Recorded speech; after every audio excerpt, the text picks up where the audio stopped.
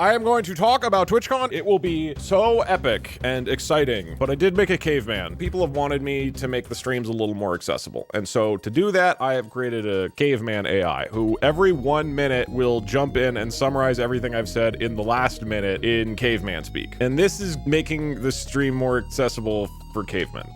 So let's boot this up. As you can see, it has listened to my voice for the last 1 minute, and now the cave talk many words to cave chat. Say hello to clan people and brag about fire pictures. Plan to make many fire pictures this moon. Man, not trust Doug. So this way, you don't have to fully follow everything I'm saying, because you will get a summary from the cave chat. I met you and you went up and ate my cat. You're missing a lot of context. Your cat looked delicious. All right, ladies and gentlemen, welcome to story time. Yeah! There's two trips I've been on. Let's recap all of them so that you can continue to form a parasocial relationship with me and feel like I'm your real life friend instead of just a funny man who yells from your computer. 2 weeks ago. Is that correct? 2.5, 3? How long ago was this? 1 week ago I was in New Zealand, and then how was this 3 weeks ago or 2?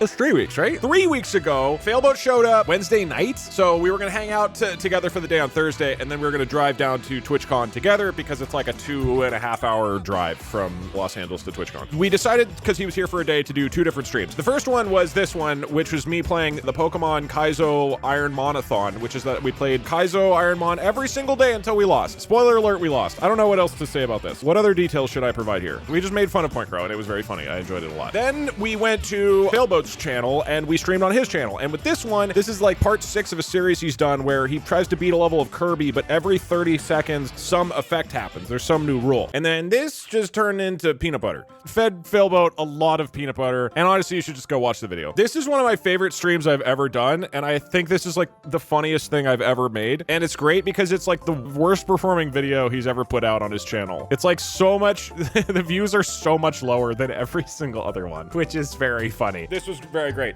So the plan had been that we were gonna do my stream for like a few hours and then Failboat's stream for, an hour, and then we were gonna drive down to TwitchCon. Unfortunately, as you can see if you watch the video, we got peanut butter everywhere. I cannot emphasize enough how much of it there was. And so instead of leaving at like 6 p.m., we ended up leaving at 9 p.m. because we had to spend like over 2 hours cleaning peanut butter off of everything. We had to do laundry for our clothes, which are mostly ruined. We had to get peanut butter off the Doug monitor. Give Failboat much peanut paste, make big mess. Very funny. Doug said, best fire picture ever. Fire but picture. Tiny views. Ha! Leave late, covered in sticky nut goop.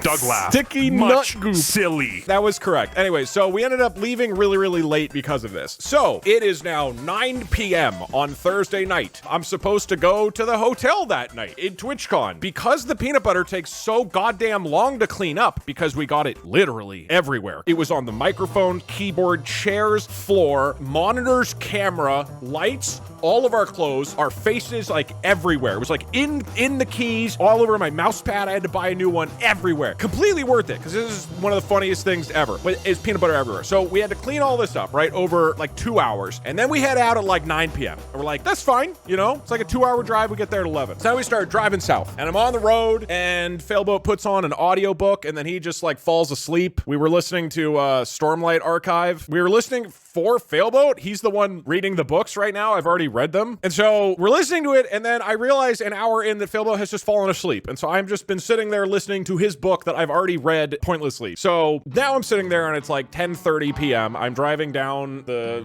I-5 down California. Nothing is, visible or going on. And so then my mind starts wandering because I'm not like, there's nothing to listen to. And then I'm like, wait a minute, do I have my medicine in my bag? I don't know why that popped into my head, but it did pop into my head. And I was like, wait a minute. So then I pulled over in Encinitas, California. We're driving all the way down here to San Diego. Man, drive Iron Beast late at night. Listen to Sleep Story, Brain Wander, worry about magic healing plants. Stop in Strange Land. The magic healing maps. plants are Prozac, by the way. So we're driving the Iron Beast down the I-5. As you can see, I've made it most of the way from Los Angeles to San Diego. And over in Encinitas, California, I decide to pull over and just quickly check that I have my Prozac, which is my anti-anxiety anxiety medication that I need. This is a magical plant that makes my brain better. So I pull over into some random gas station in Encinitas, it was like here, and open my trunk and check my bag. Turns out, oops, I didn't bring it. I left my Prozac at home, and I did not exactly want to go into a weekend of Twich Con stuff without my medicine. So it is now 10:30, and I'm like, fuck, I'm an hour and a half into this drive. If I drive home right now, I would get home at like midnight, and then I like could drive back and get to San Diego at 2 a.m. Fuck. And Dan is like sitting there, he's really tired. Beast. Stop in Strangeland for Magic Brain Plant. No, I was Forget checking. Planet Cave, realize it late. Yes, Worry about it was in my Twitch cave. Con without Magic Plant. Yes. Doug shout,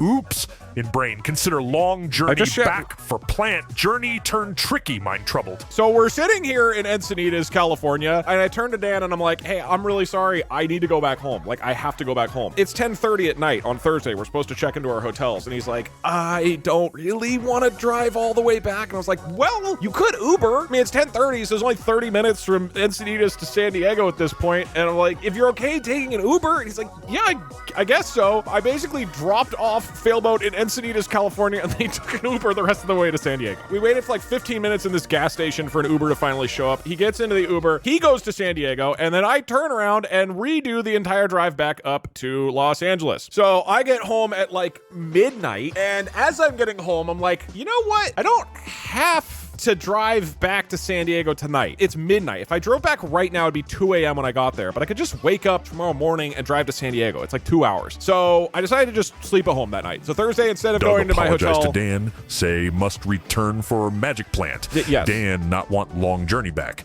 Doug suggests magic chariot ride called Uber. I guess. Doug retrace path to Los Angeles. Yes. Journey full of turns. Doug reach Actually, home at it's midnight. completely a straight line, but whatever. So I slept at home and I was like, whatever, I'll just get up in the morning. So Friday morning, I'm now a day late. I decided to get up and go to San Diego. Now I, woke up, I decided to get like a little run and eat some lunch. So I'm leaving around like noon. And instead of a 2-hour drive to San Diego like it should be, it was 4.5 hours. So I leave at 12 and I show up at San Diego at about 5 p.m. Turns out not only is Twitch Con happening here, this is also where the baseball team, the San Diego Padres, play. And fun fact, they are having their big weekend full of games. And so I show up here. This is my hotel, just to give a sense of it. Here's my hotel. This is the baseball stadium. This is the convention center. This is the worst possible place to try to get to and park a car. The worst. And so as I get here, I realize most of the streets in downtown are closed. To get to this hotel, I have to do this gigantic roundabout loop that adds 20 or 30 minutes. And when I get there, all of the parking slots are full. Doug Hotel near Ball Arena, crowded and tough for parking Big Iron Beast. Streets closed, Doug in tricky situation, like mammoth stuck in mud. Yes, it was exactly like that. And so it's like 5 p.m. By the way, I'm supposed to be getting dinner with the T-Monster who wrote Twitch for Dummies at 5 p.m. It's like 4:55. I leave my car here out front of the hotel, walk in, I'm like, hey, I'm checking in, and then I'm gonna go figure out parking. Sorry, my car's out there. And she looks up my reservation and then goes, oh, your hotel room's been canceled. And I'm like,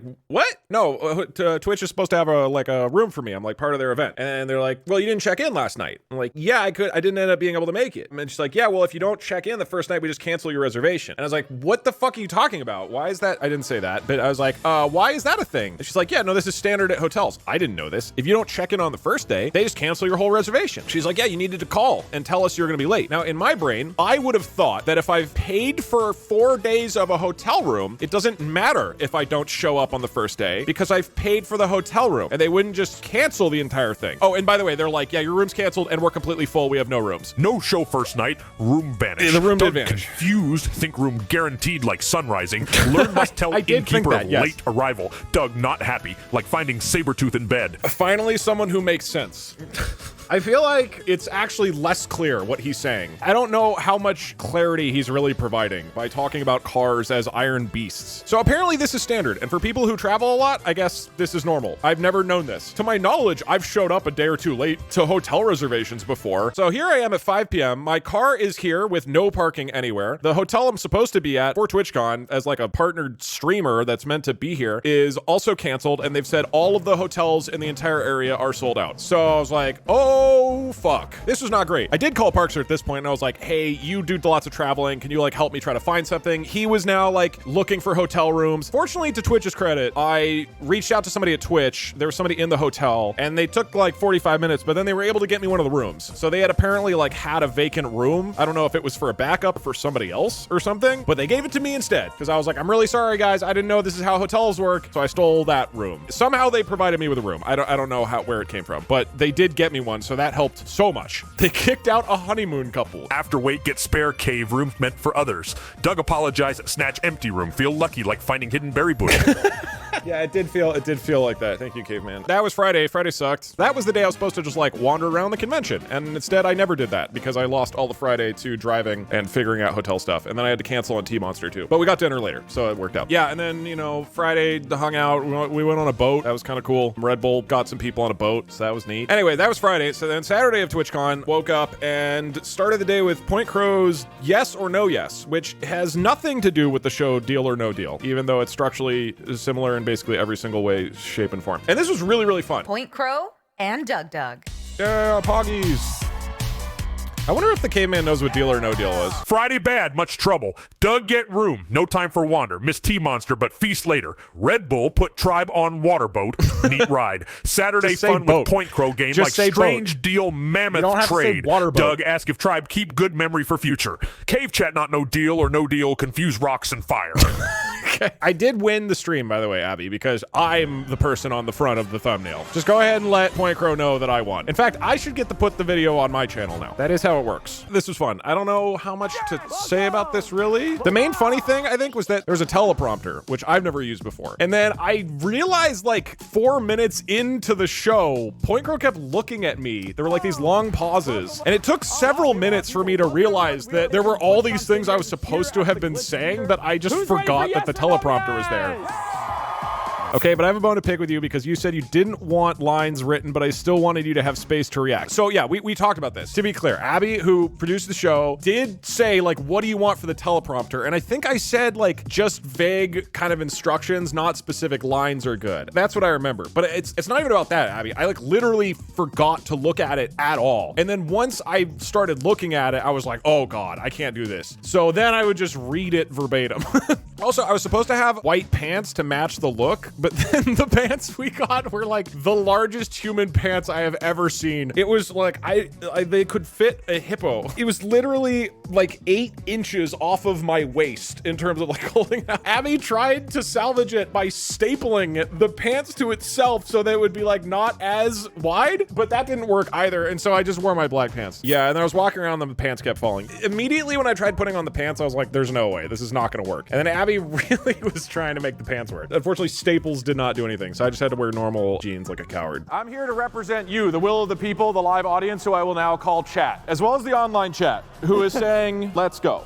Nice, nice. It was still, the look is still good. It would have been funny with the white pants, but that's okay. And now I have this white jacket. Yeah, let's go! Great thing. This is the part where I like realized that I'm supposed to be looking at the teleprompter. Hey. It's gonna be great. You can hear, this is the moment, just for people who are aware, hold on. Each case and what was inside each case. I think this is my line, right? I don't know if you try remember, wear Abby. giant mammoth pants, but they fall down. Abby try fix with stick pins, no help. Yeah. Doug wear normal leg skins like scared rabbit. Doug shake head like bird losing feathers. What? That doesn't even... I'm pretty sure at this point on the teleprompter, Abby might be able to confirm. I think the teleprompter then said, like, Doug explains what the cases are. I think here was where Each of our contestants will start by selecting No, a this is case still him. to take home. And then one by one, we will reveal each case and what was inside each case. So, okay, I'm pretty sure, because I remember looking up at the teleprompter at this point, they were like, oh, fuck, I was supposed to say a lot of this. And not the prize that they are leaving with today. That'll be great. Oh, do I?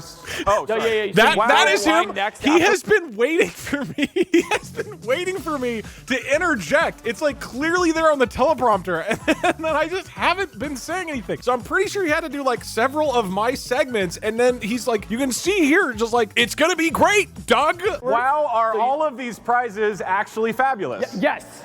Perfect. And then I realized there's a teleprompter. I was like, oh, fuck, all right, I'm just gonna lean into it. You're right on cue. He's doing great. Point Crow carried. I forgot a lot. Point Crow cover for Doug, who scramble like lost squirrel. Doug laugh at error like mammoth trying dance. What? Yes, there were several times in this show where like I was supposed to say something, and it wasn't even like like a scripted line really, except for like a few times there was like jokey scripted. But like for the most part, it was just like Doug comments, and I would just like forget. I would just not be looking at the teleprompter, so I'm not used to it. So then Point Crow would have to improv. Doug really fumbled this one. Right, and then now you go to the queue next. But then he leaned into it, and then us all reading shittily off the teleprompter became a very funny joke throughout the whole thing. So it worked out great. It was really fun. But it wasn't like planned in advance that we were gonna like constantly be playing off of the teleprompter or something. I just literally forgot. Are the bronze prizes bad? Oh, perfect. Right, there's a whoa! There was a prize! Yeah. What? Doug would suck at SNL cold Chat's saying I'm opens. doing a good job. Yeah, I'm not like doing a great job. I'm not like a Doing great. comedian. That's my co-host right there, right? And then afterwards? That seems like a reasonable premise. How can you lose? Oh! So this is, again, he's like, even here. Whoa! Like here, he's like, whoa, and then I'm supposed to say the next thing. I was just constantly not realizing what was going on. Chat's saying I'm doing a good job. Yeah, So I'd say, chat says I'm doing a good job. I'm supposed to say something from the teleprompter. I'm supposed to like cue the next thing. You're doing a great job. Chad's loving You're doing it. it great. That's my co-host right there, right? And then afterwards? I'm just literally not. That seems like a reasonable premise. How can you lose? Oh, wow! Whoa! Yeah! But this show, I mean, I won't show the whole thing. It's here on YouTube. It was a lot of fun. Caroline came out and she was great, and they got a custom portrait made of her, which is fantastic. And then Ted came out and did Ted things. Story funny like mammoth wearing Okay, you're people really hat. focused on he's really focused on mammoths. And then I guess one other story about this that is funny. So backstage when we were setting this up, because the pants that we got for me ended up being 39 sizes too large, I also didn't have a belt. I usually forget to wear belts, and so that would have helped if like I had a belt or something. And then even when I just started using my own jeans, it would have looked better to have a belt with this weird getup I have. And then Ethan Nestor was there, and he had an awesome belt, and I was like, oh hey, could I have that? Like, could I just borrow your belt? Because that was just the belt he came with, and I was like, that way I can use it for the show, and you'll have your own costume. And he was like, no, this is what I'm wearing for the show. I'm like, oh, that's damn okay. Well, I don't want to like steal your belt or whatever. And he's like, no, you can have it. And I was like, no, like if it's your belt, you were gonna bring it. And I was like, wait a minute, what if I take it from you on stage? And he's like, yeah, okay. So then this we planned. Ethan Nestor! Welcome! Woo! Welcome! Thank you so much. Thank you for being on the show. I found what you could never. That's Live chat's going crazy. Ooh, actually, I forgot my belt. So this was planned. Doug obsessed with mammoths. No, you're obsessed with mammoths. Can I say no yes to this? So we planned that, but then I don't know why. It's just the brain. Thought it'd be funny to steal his shirt. No, yes. No, yes. Can I have your shoes? My shoes? Yeah. what? I didn't want my shoes. All right. So Come this on, is not man. planned. It's gonna be okay. Tell Ethan about the grand prize. I'm sure it's gonna be great, and we all want to hear about All it. right, Ethan. What size shoe do you wear? Ethan, what is going on here? Ethan- The grand prize Ethan, that you're playing for. Ethan has very small I wear shoes. size 9. Those are 13. So then I'm like awkwardly balancing on my heels for the rest of the show. Why are you still slowly stealing this man's clothes? Well, just like the teleprompter bit, it started as a bit, and then it was like, well, we can keep going. We can keep going. Well, there's no reason to stop. Why don't we hear about the grand prize? Did you ruin his shoes? I did press Apparently the I'm back a size 7, lot. The grand prize you're playing for today, and will definitely win. Hopefully, you've had really bad. So yeah, luck this with is the not a other bit. two It was like And very, not very leaving for hard the to banker stand up. Is a taxidermy raccoon. So we didn't Doug snag know. Ethan's shoes, I know you small and really tricky. are. Doug balance on heels, become unplanned right there. jest. The people in the show, we didn't know any of the prizes. I think only Abby did. I don't even know if Point Crow knew the prizes that they got. This was awesome, and Ethan was like genuinely so excited for it. And then, of course, Kind of looks like my dog a little bit. what is the context of me stealing his shirt? I'm still wearing his shoes. Wait, but careful. Okay, I don't. Oh, no, I can't. No, hold on. Oh yeah, so I was gonna swap shirts with him, and then realized my microphone is attached to mine, so I couldn't. And so instead, I just took his. I'll just have to wear yours. I'll be the contestant. Wow, these are the two co-hosts. I'll take. No, just take it. I don't care anymore. Sorry, what number again? I did wonder at this point of like, I wonder if Ethan doesn't like this, that I am just taking all of the clothes on like in the middle of this show. Are you gonna take my pants next? No, he's going to be taking your dignity soon.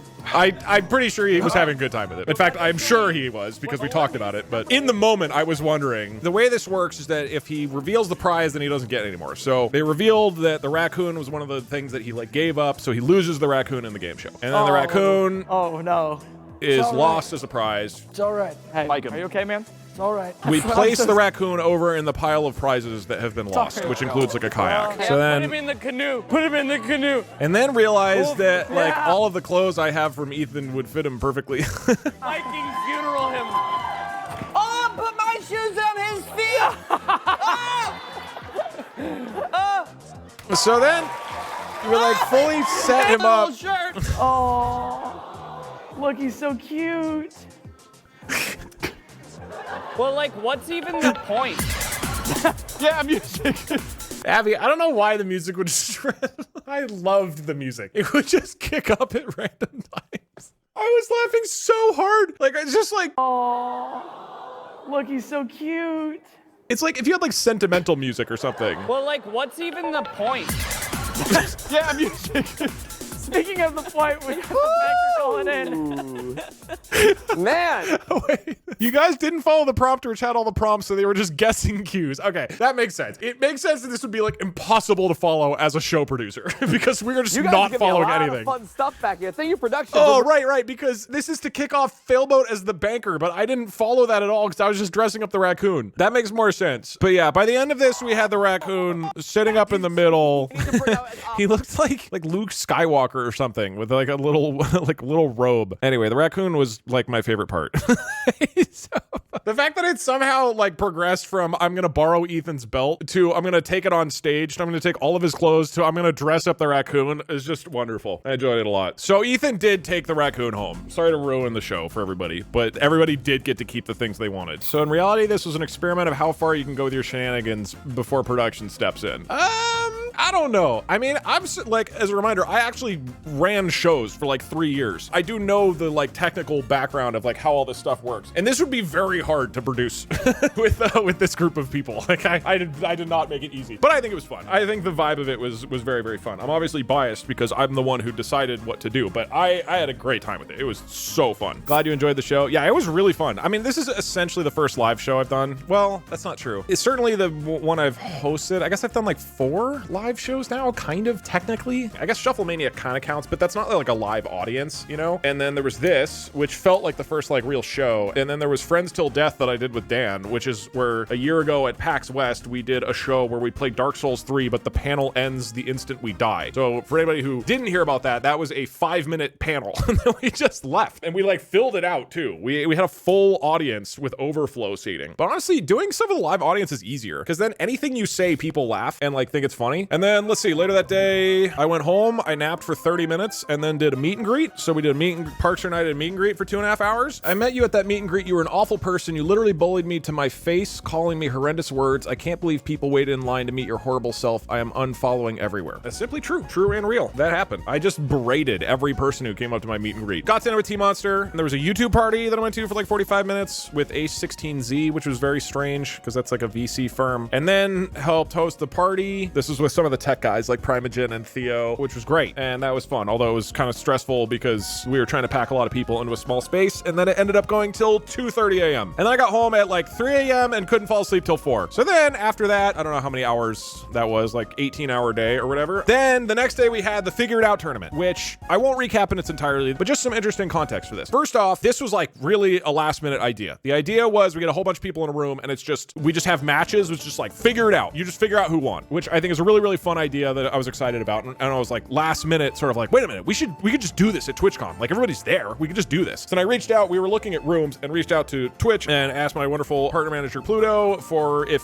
Twitch would be able to like provide a room potentially. I was like, I know this is last minute, but like, you guys have a room? They were able to provide us one of these panel rooms, which was really great. So I do want to shout out, Twitch was great the whole weekend. They were fantastic. We got this room last minute and then we just like showed up and tried this thing. I didn't really know how this would work. It was all like, we kind of did the whole thing in like 10 days and like got everything together. I went to the bank and got $3,000 in cash and I asked for $1 bills and they didn't have that. Apparently that's not like a thing really. 31, 130, 129. I asked Failboat to do a countdown. 28. Because normally, you know, like a professional stream, you have like a 5-minute countdown, right? And then you start the stream. But we didn't have that. So I just asked Dan to count. 127, 126, 125, 124, 123, 122, 121, 120. So, important context to this. At this point, this is Sunday at like 3 p.m. We are all insanely tired. Most people are hungover too. All of us were out until at least like 2:30 or 3 the previous night. Yeah,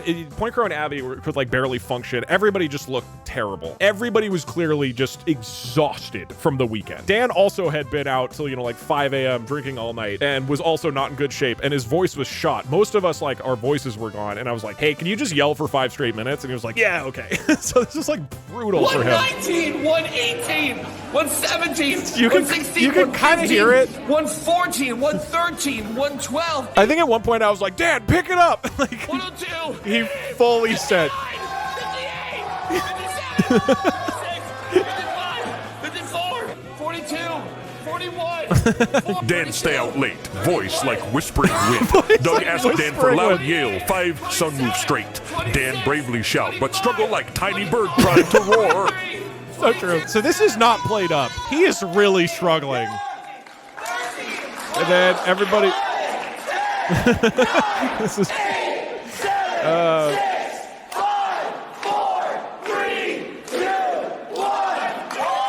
1. Is this phone? I didn't see that. Why did he do that? I could easily break it. What on earth? 2, 1. Do it. To the Figure It Out tournament. We are live here at Twich Con in a creepy panel room with all of the most wonderful people at Twich Con here. And whoever moves through this bracket to the very end, to the final, will win a grand prize of Spooky.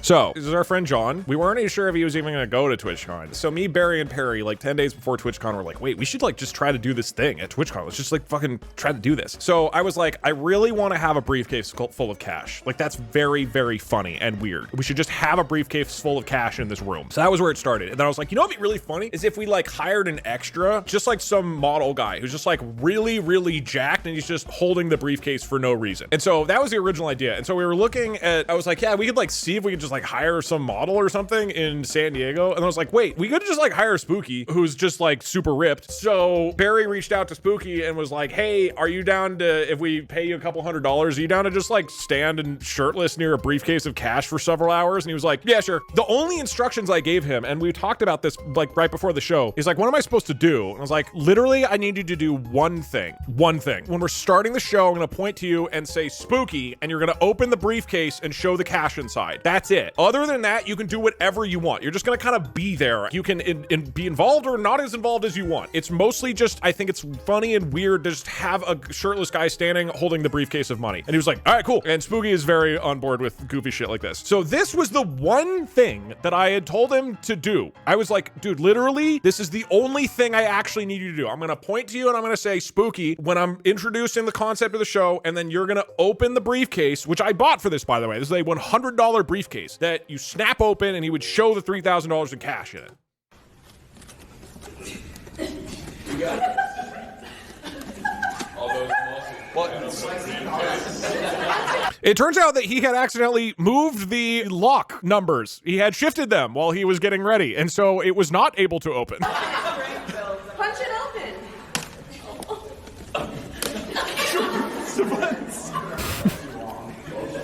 Did you change the numbers? You did.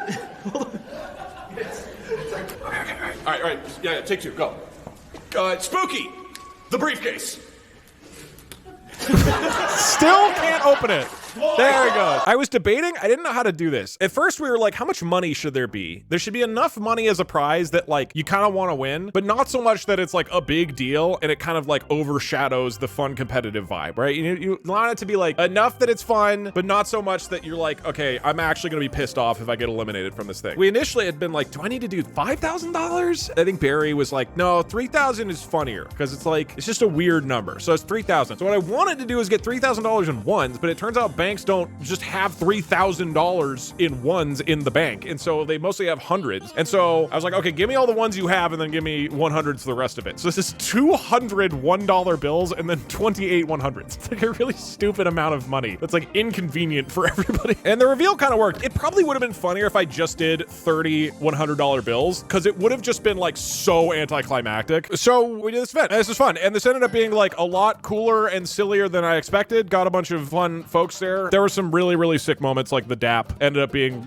wildly epic for some reason. I want to do this again for sure. The original idea was to do this online, and so I maybe will do like version 2 is online, because I think what's interesting is this ended up, so this was in person, right? And this ended up being like almost like a summer camp vibe of like all these people like hanging out doing weird activities with each other, which I thought was pretty interesting. And then if I do an online version, it's like different, right? Then anybody could, for example, like do a round of chess but with weird rules. I feel like doing it online eliminates some options but also opens up many, many, many more. I'm like interested in doing this more, and maybe I'll do another in-person one because this was really fun. You could get like a studio in LA and do something and like plan it out a little bit more, but this whole concept ended up being like way more interesting than I expected. I think also as it went on, people are getting really, really tired. At least for me, this was one of the most tired I've ever been while doing a stream. So by the end, I like couldn't tell what was going on and like whether it was a good time or not. In retrospect, I think it was great. I think doing this day 4 of TwitchCon was a bit much.